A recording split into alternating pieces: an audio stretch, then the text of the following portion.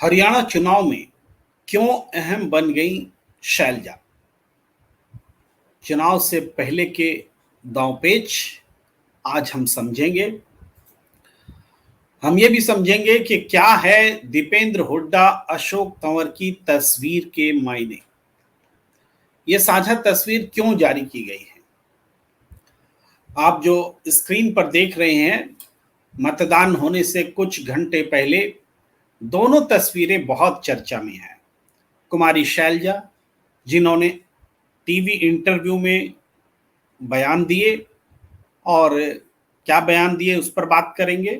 और दूसरी तस्वीर है अशोक तंवर और दीपेंद्र हुड्डा की, जो एक साथ विन की तस्वीर, वी दिखाते हुए, विक्ट्री साइन दिखाते हुए तस्वीर साझा कर रहे हैं। आखिर चुनाव प्रचार खत्म होने के बाद इन दोनों तस्वीरों के मायने क्या है समझना बहुत जरूरी है। दरअसल सुबह सवेरे पहले हम उस तस्वीर की चर्चा कर लें जिसमें दीपेंद्र हुड्डा और अशोक तंवर सामने। आप जानते हैं कि अशोक तंवर पूर्व कांग्रेस के प्रदेश अध्यक्ष रहे, हरियाणा में पूर्व सांसद रहे और हिसार से लोकसभा चुनाव में कुमारी शैलजा के हाथों पराजित उम्मीदवार भी रहे। उनका बहुत सारा परिचय है। अभी बीजेपी से आए, 1 घंटा पहले चुनाव प्रचार के आखिरी दिन बीजेपी के लिए प्रचार कर रहे थे और 1 घंटे बाद वो राहुल गांधी की सभा में आके कांग्रेस में शामिल हो गए। और ये सब एक स्क्रिप्टेड तरीके से हुआ, यानी तयशुदा तरीके से हुआ कि आखिरी झटका कांग्रेस की ओर से बीजेपी को दिया जाए। और आप जानते हैं कि अशोक तंवर हो, कुमारी शैलजा हो, दोनों दलित वोटर्स के बीच में प्रभाव रखते हैं। बीजेपी के पास इन दोनों के कद का कोई दलित नेता है नहीं। तो आप ये मैसेज ये गया कि बीजेपी अशोक तंवर को संभाल नहीं पाई। वो बीजेपी जो कुमारी शैलजा को निमंत्रण दे रही थी कि आइए हमारी पार्टी में, कांग्रेस पर सवाल उठा रही थी कि कुमारी शैलजा को सम्मान नहीं दिया जा रहा है। नरेंद्र मोदी जी तक ने सभा से कहा कि दोनों बाप बेटे मिलकर के दलित नेता का अपमान कर रहे हैं। अमित शाह ने भी इन बातों का अलग शब्दों में जिक्र किया, लेकिन सारी बातें कांग्रेस से पूछी जा रही थी कि दलित नेता का सम्मान नहीं कर रही है कांग्रेस। हालांकि जब बीते दिनों कुमारी शैलजा ने इंटरव्यूज दिए थे, चुनाव प्रचार चल रहा था, तब उन्होंने साफ तौर पर स्पष्ट कर दिया था कि वो कांग्रेस नहीं छोड़ेंगी और उनके शब्द बहुत ही कांग्रेस से जुड़े हुए थे।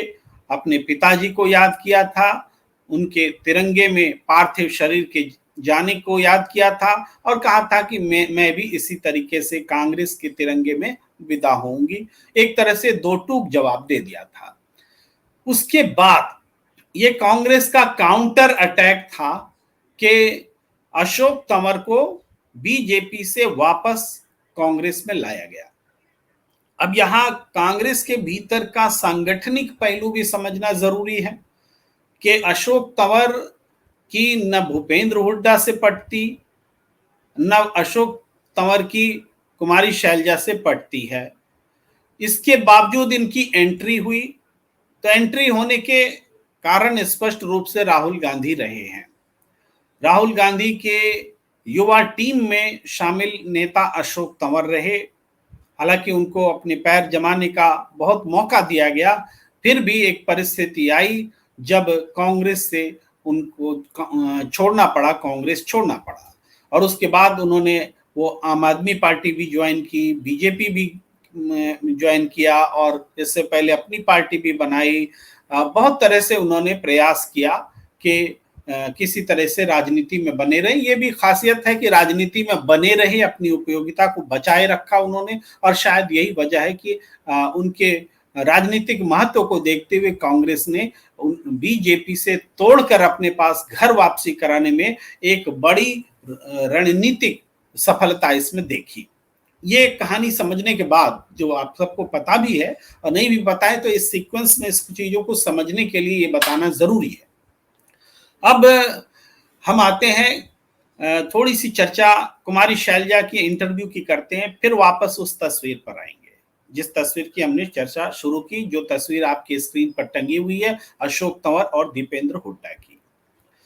कुमारी शैलजा ने ANI से इंटरव्यू में जो बातें कही हैं, जो टीवी चैनल्स पर चल रही हैं, उसमें ये कहा है कि जब मुख्यमंत्री पद चुना जाएगा, आलाकमान निर्णय करेगा, तो उसमें अपने अनुभव के हिसाब से मेरी दावेदारी बहुत मजबूत होगी, मैं नजरअंदाज नहीं की जा सकती।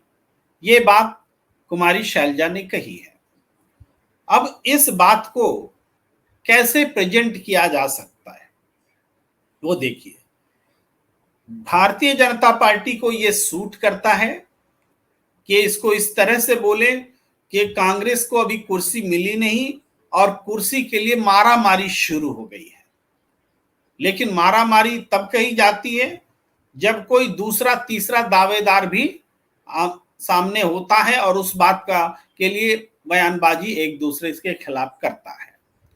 क्या इसको कांग्रेस के भीतर कुर्सी का घमासान मानेंगे, ये एक सवाल है। एक दूसरा नजरिया यह है कि कुमारी शैलजा चुनाव के ठीक पहले, जब चुनाव प्रचार खत्म हो गया है, तो कुमारी शैलजा का मुख्यमंत्री पद पर दावेदारी ठोकना भी पार्टी की रणनीति है। अब आप कहेंगे रणनीति कैसे?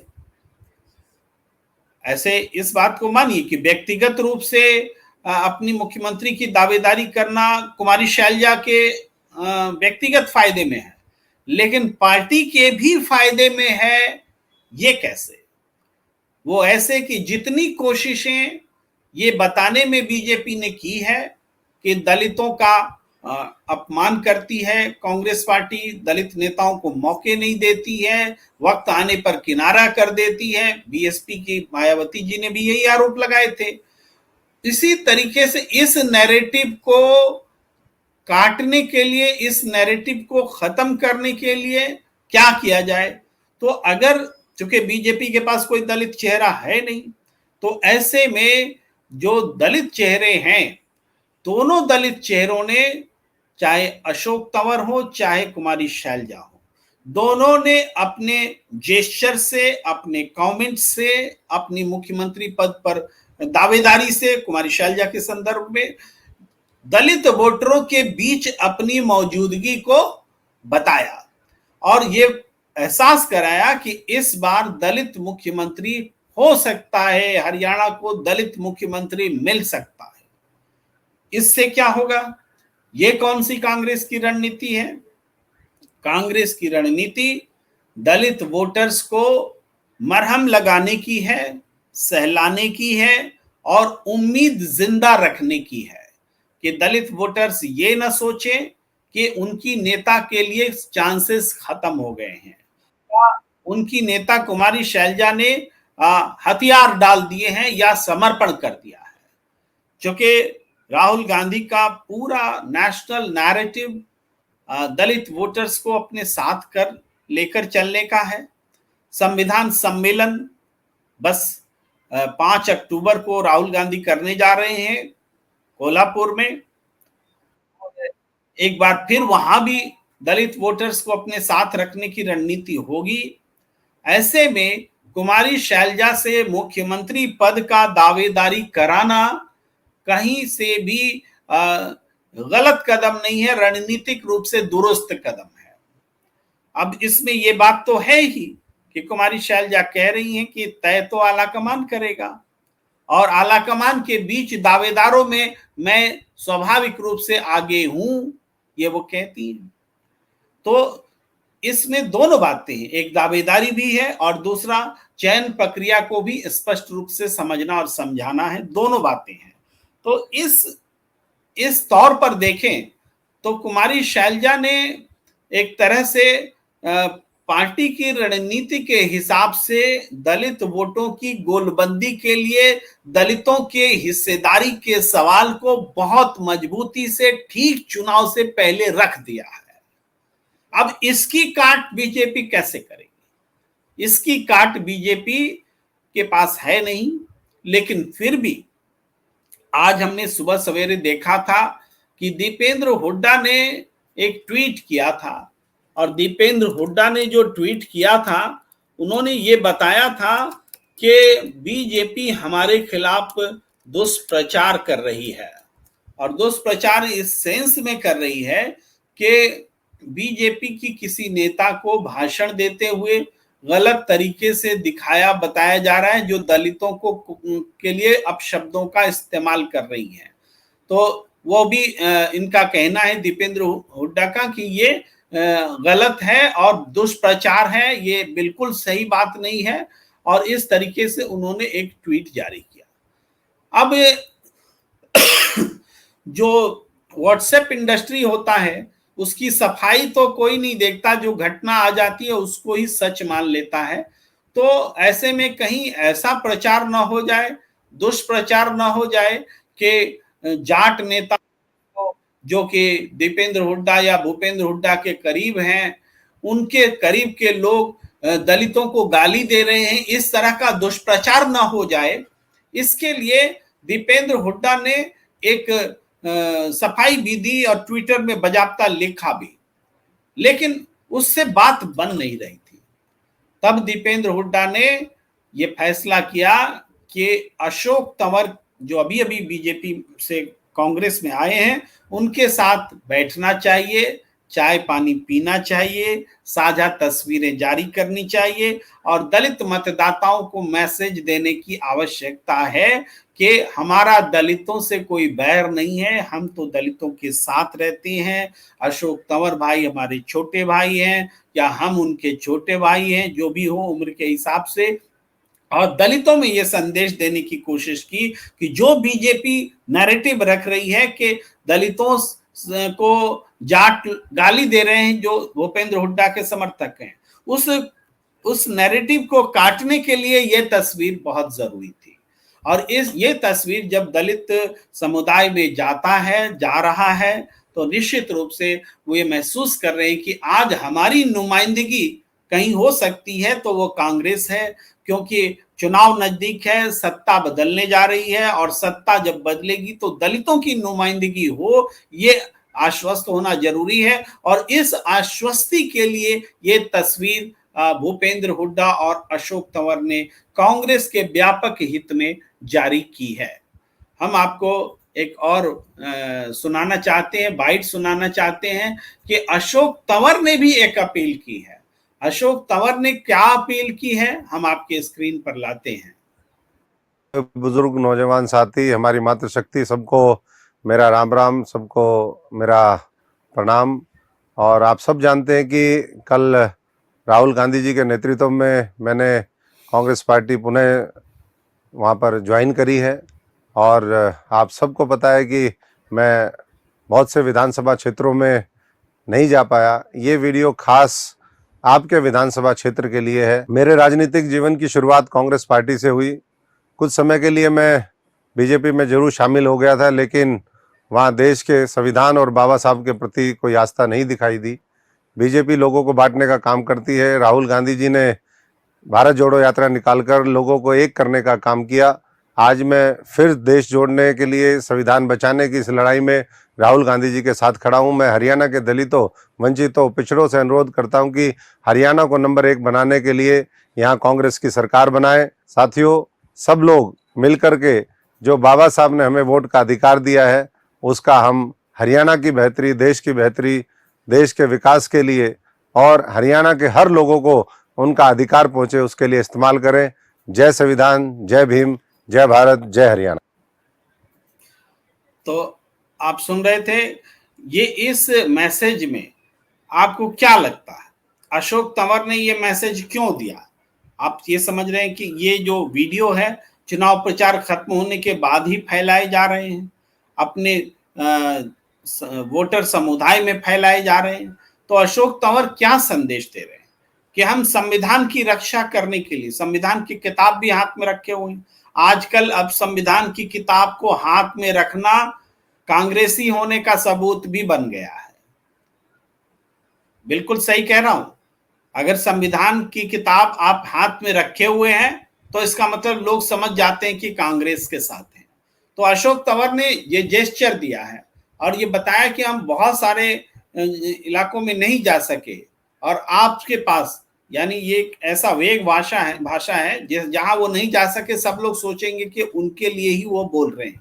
और उन्होंने बताया कि वो क्यों बीजेपी छोड़कर कांग्रेस में आए और किस लिए उनके समर्थक वर्ग को कांग्रेस के साथ जुड़ना चाहिए, ये एक मैसेज उन्होंने दे दिया।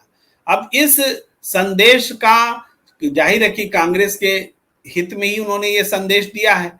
अब एक बात हम कहना चाहेंगे, बहुत सारे लोग ऐसा कहते हैं और जैसे श्री किरण जी की एक प्रतिक्रिया है कि शैलजा जी जैसे लोग भी एकजुट नहीं तो कैसे चलेगा, अपनी ही पार्टी को धोखा दे रहे हैं।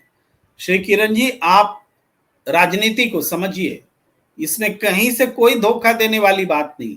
जिस कुमारी शैलजा जी ने ये कह दिया, यहां तक कह दिया कि मेरी लाश कांग्रेस के तिरंगे में ही लिपट कर जाएगी, अब इससे ज्यादा एकजुटता समर्पण क्या हो सकता है।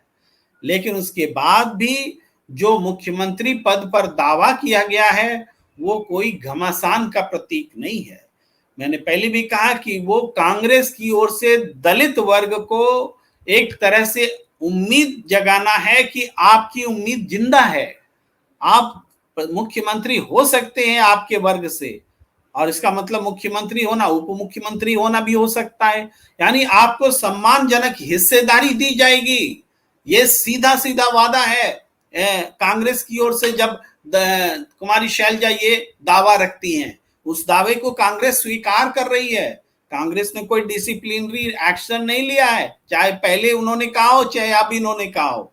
और जो बात ये कही जा रही थी कि सोनिया गांधी जी ने बुलाया और कुमारी शैलजा जी को फटकारा, ये सारी बातें मिथ्या निकली, क्योंकि ये टीवी चैनल्स में हल्ला किया जा रहा था कि उन्होंने फटकारा। सोनिया गांधी किसी को फटकारने के लिए थोड़े बुलाती हैं, लेकिन सोनिया गांधी से मुलाकात ही नहीं हुई।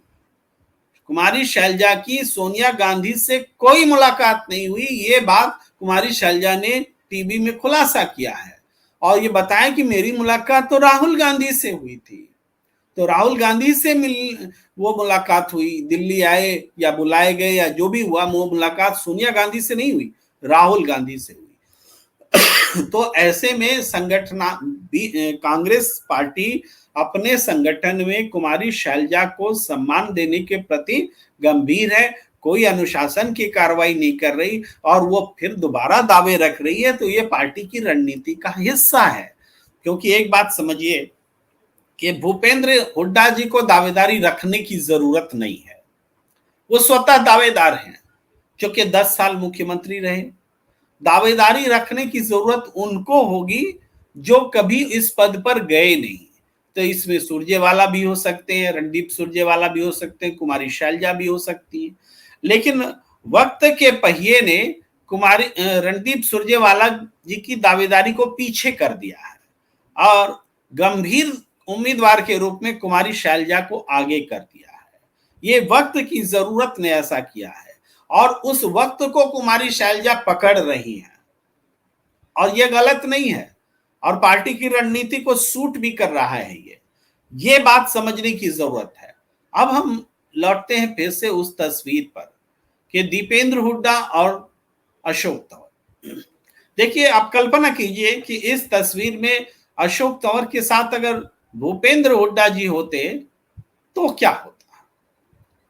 तब उस तस्वीर की विश्वसनीयता वो नहीं होती जो विश्वसनीयता दीपेंद्र और अशोक तंवर की तस्वीर के साथ है। जाट और दलित एक साथ बैठे हैं, बैठ सकते हैं, बैठे थे, बैठे रहेंगे, ये मैसेज दीपेंद्र हुड्डा के साथ अशोक तंवर की साझा तस्वीर ज्यादा कन्वे करती है। क्यों? इसलिए कि सांगठनिक रूप में अशोक तंवर को के पार्टी से निकलने की वजह भूपेंद्र हुड्डा थे। तो अनायास दलित समुदाय में ये लगेगा कि आज भूपेंद्र हुड्डा जो फोटो खिंचवा रहे हैं कहीं ये दिखावे की तस्वीर तो नहीं है। इन्होंने ही तो कंपेल किया था अशोक तंवर को पार्टी से निकलने के लिए।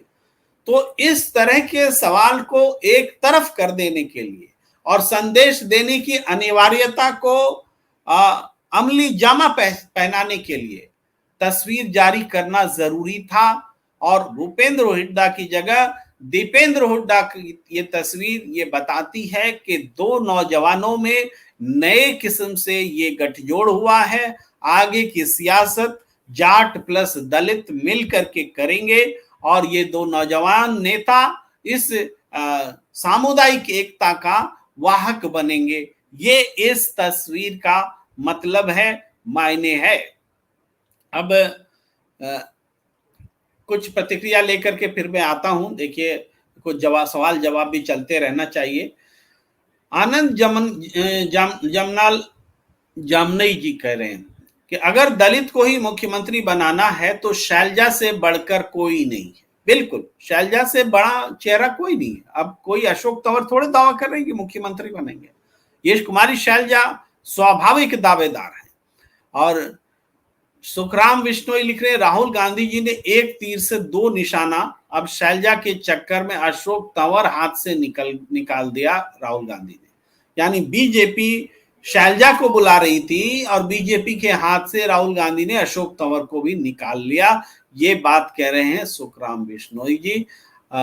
आगे सुखराम बिश्नोई जी लिखते हैं कि राहुल गांधी ने मोदी जी को हरियाणा से ही भगा दिया और सच्चाई ईमानदारी राहुल जी के आगे झूठ नहीं टिक पाई, भागना ही पड़ा झूठ को। 10 वर्ष से सबसे नाकाम प्रधानमंत्री एक रत्ती भर चुनाव में काम नहीं बता सकते।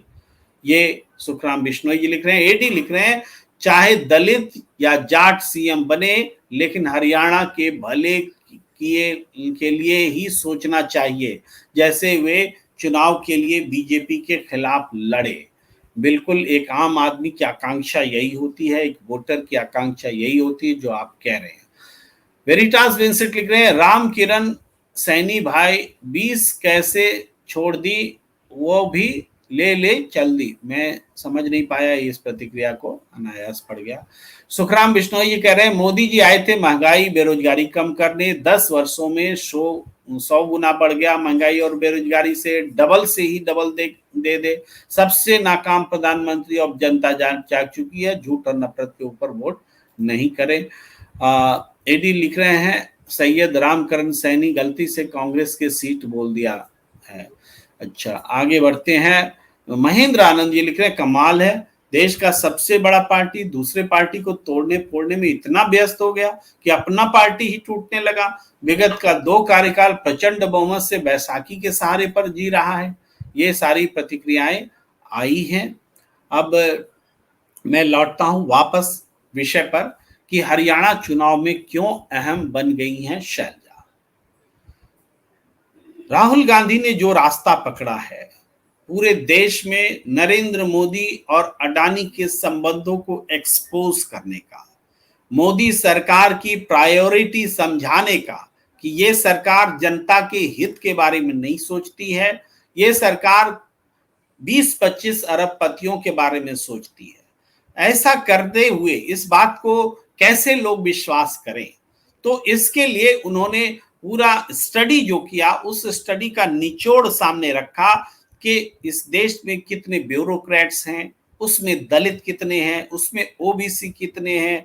ये सारे आंकड़े रखने के बाद उन्होंने ये महसूस किया और जनता को महसूस कराया कि देश की 90% आबादी विकास की धारा में ही शामिल नहीं है, तो ये देश विश्व गुरु कैसे बनेगा।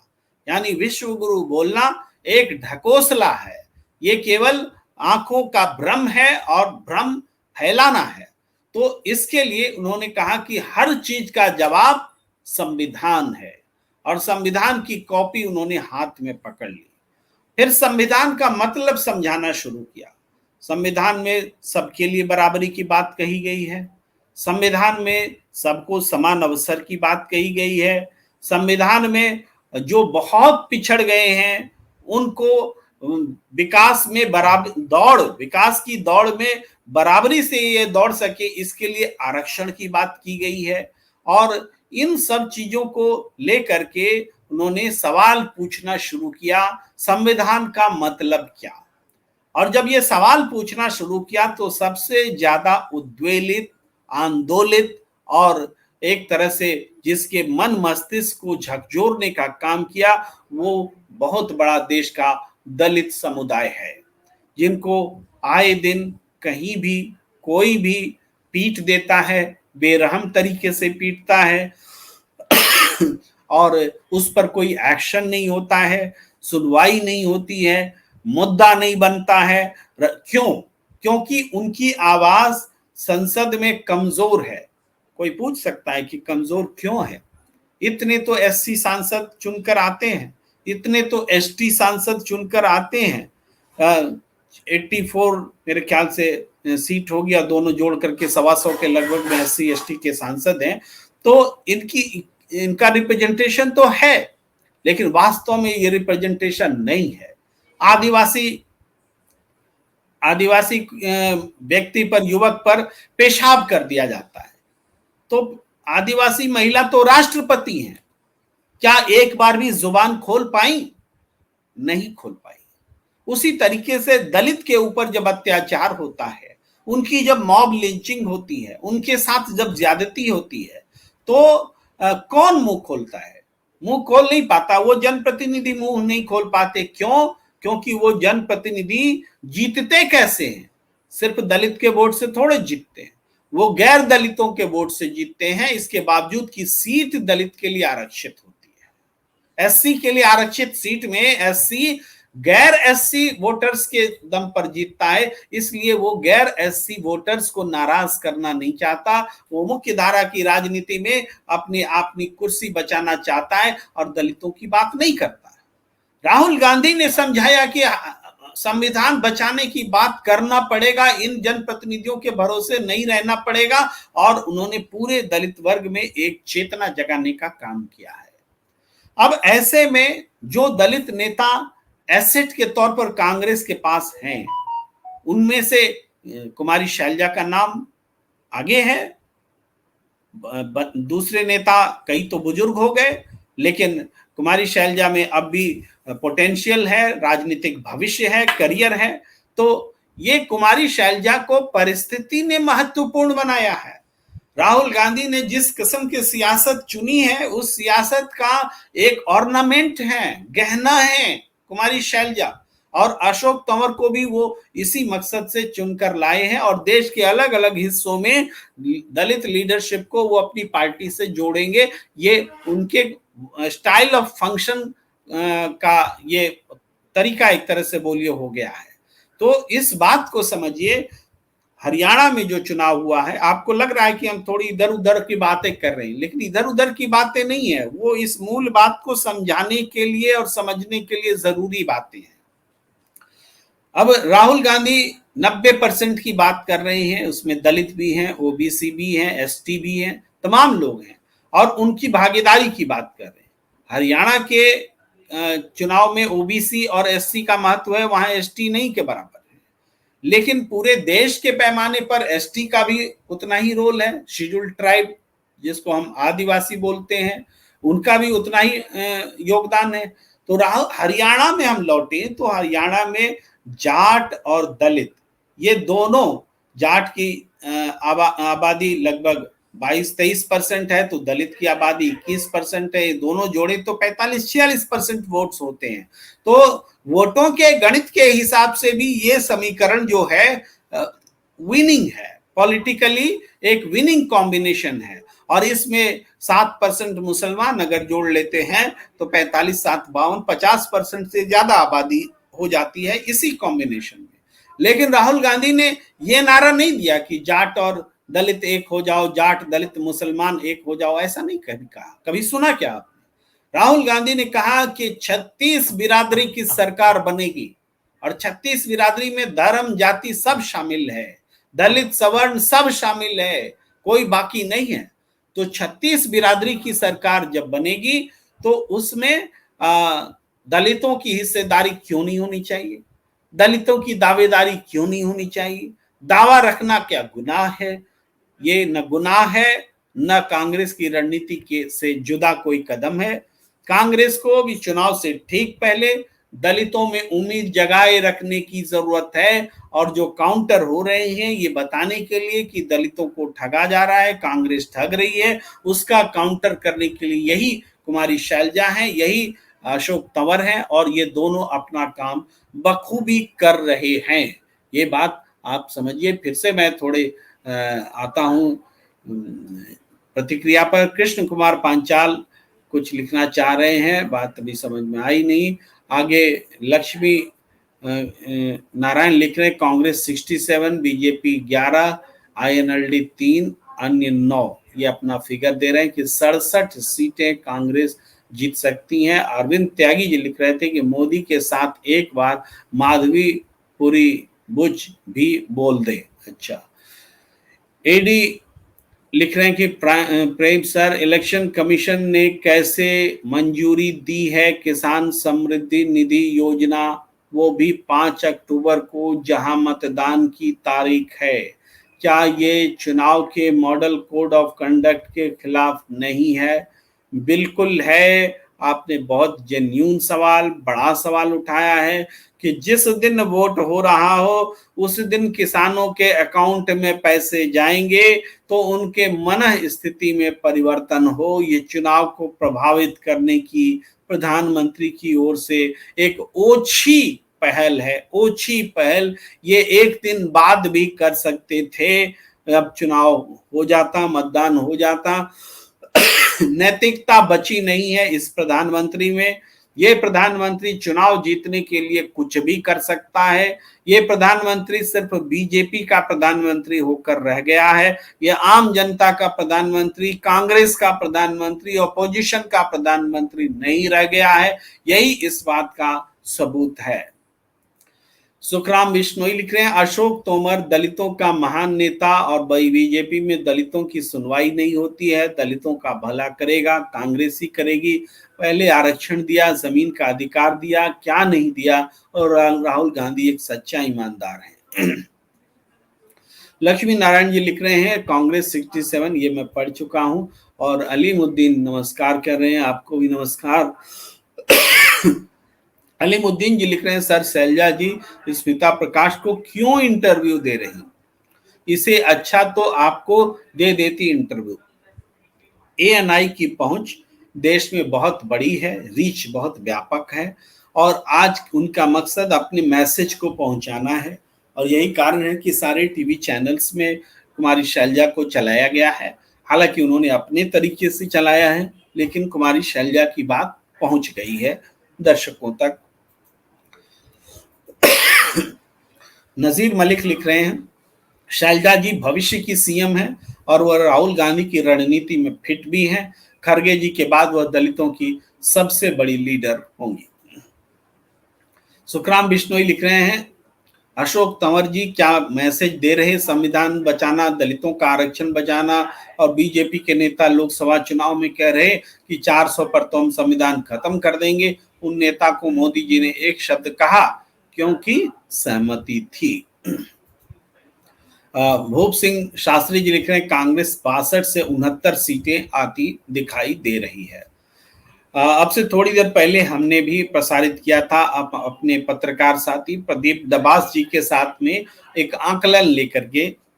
वो 45 सीटों का आंकलन लेकर आए, और 45 सीटों का आंकलन इस हिसाब से कि एक लोकसभा सीट में 9 विधानसभा सीटें हैं, तो 5 लोकसभा सीट का वो आंकलन लेकर आए, और 5 में 45 सीटें होती हैं, और बाकी 45 का भी हम बाद में लेकर आएंगे, कल लेकर आएंगे। लेकिन आज जो उन्होंने बताया उसको हम अपने हमारे दर्शक भी जो कि शेयर कर रहे हैं, तो मैं भी शेयर करना चाहता हूं पीछे 9 बजे के बुलेटिन में, कि हरियाणा की 45 विधानसभा सीटों पर कौन किस पर भारी।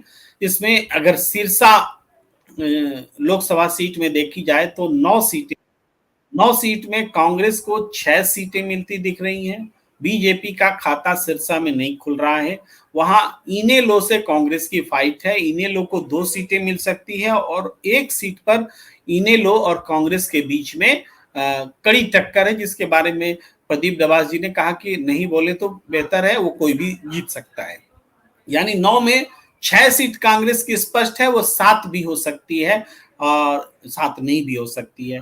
अगर सोनीपत की बात करें तो सोनीपत में 9 सीटों में से 3 कांग्रेस स्पष्ट रूप से जीत रही है, 2 में कांग्रेस बीजेपी के बीच कांटे की टक्कर है, 2 बीजेपी जीत रही है और 2 इंडिपेंडेंट को जा रही है, जाती दिख रही है। ये सोनीपत से नजर आ रहा है। हमारे पत्रकार साथी प्रदीप दबास जी का आकलन बहुत जमीनी आकलन होता है उनका। और हिसार से जो खबर है उसमें 9 में से 4 सीटें कांग्रेस को, 3 बीजेपी को, 1 में टाइट फाइट है, तगड़ी फाइट है कांग्रेस बीजेपी के बीच, और 1 निर्दलीय को हिसार से मिलता दिख रहा है। ये हिसार का है।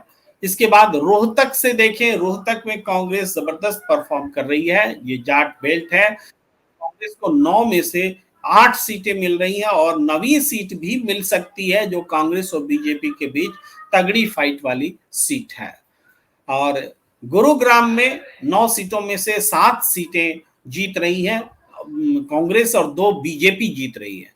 गुरुग्राम जैसे इलाकों में अगर कांग्रेस जीत रही है तो इसका मतलब है कि आप पूरे उत्तर प्रदेश में, क्षमा कीजिए, पूरे हरियाणा में जो हवा बह रही है उस हवा का रुख गुरुग्राम से पता चलता है।